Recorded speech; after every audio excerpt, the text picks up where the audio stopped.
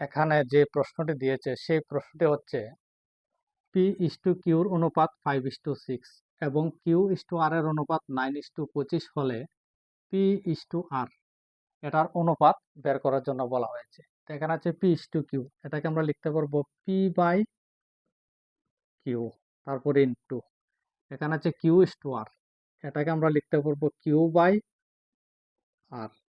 Equal to, তো এখানে ছিল 5:6, এটাকে লিখবো আমরা 5/6, তারপর ইনটু এখানে ছিল 9:25, এটাকে আমরা লিখবো 9/25। তাহলে এখানে দেখুন কিউ আর কিউ ক্যান্সেল, এখানে 5 দিয়ে যদি 25কে কাট করি তাহলে 5, এখানে 3 দিয়ে যদি কাট করি 2, এখানে 3 দিয়ে কাট করলে 3, তাহলে এখানে কাট করার পর উপরে আছে পি আর নিচে আছে কিউ, এটা হবে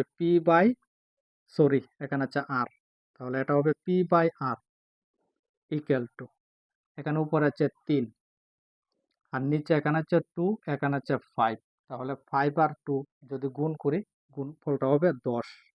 তাহলে P/R এটাকে আমরা লিখতে পারবো P/R ইকুয়াল টু 3/10, এটাকে আমরা লিখতে পারবো 3:10। তাহলে এখানে অপশন 3টা হবে কারেক্ট আনসার। যদি ভিডিওটা ভালো লাগে তাহলে চ্যানেলটি সাবস্ক্রাইব করবেন।